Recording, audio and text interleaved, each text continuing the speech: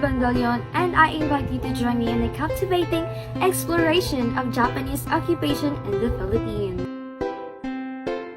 Our agenda for today is Japanese invasion, occupation in Japanese, Bataan Death March, guerrilla resistance, liberation of the Philippines, war crimes and atrocities. This video will unravel the layers of history that unfolded during this challenging period. From the initial invasion to the resilience of the guerrilla resistance, we'll delve into the impactful events that define this chapter in the Philippines' history. So, buckle up for our journey through times as we uncover the untold stories of courage and triumph during this Japanese occupation. And this is a historical voyage you won't want to miss.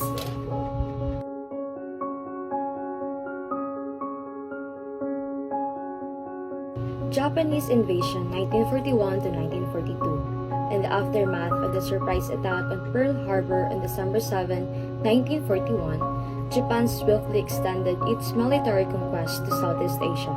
The Philippines, a U.S. colony at the time, became a prime target on December 8, 1941. Just hours after the Pearl Harbor assault, Japanese forces launched a full-scale invasion of the Philippines. The swift and overwhelming offensive caught Filipino and American defenders off guard, leading to the eventual occupation of the archipelago by Japanese forces. This invasion marked the onset of its tumultuous period in the Philippine history, characterized by hardship, resistance, and profound consequences.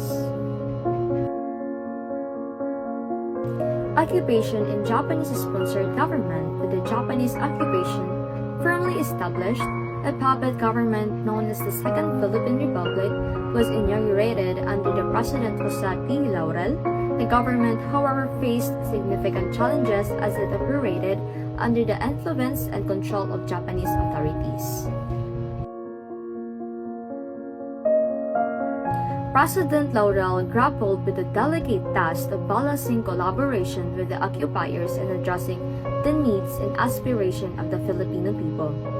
The Japanese-sponsored government, while attempting to assert a semblance of sovereignty, struggled to gain widespread legitimacy amid a population experiencing hardship of occupation.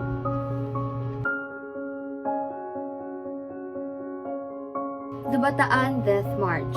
Following the intense Battle of Bataan in April 1942, the defeated Filipino and American forces found themselves subjected to a harrowing first march known as the Bataan Death March.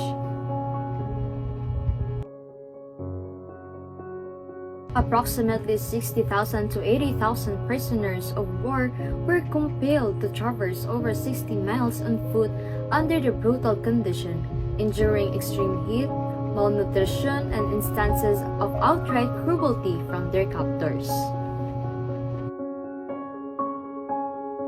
The march resulted in a staggering number of casualties, with thousands perishing due to exhaustion, disease, and deliberate acts of violence.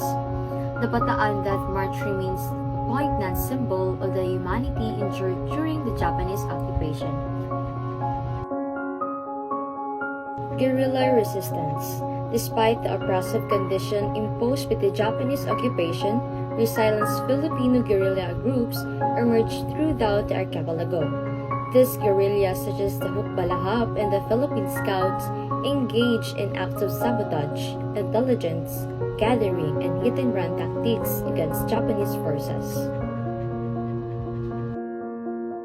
Operating in challenging environments, often with meager resources, this group played a crucial role in maintaining the spirit of resistance and contributing to the eventual liberation of the Philippines.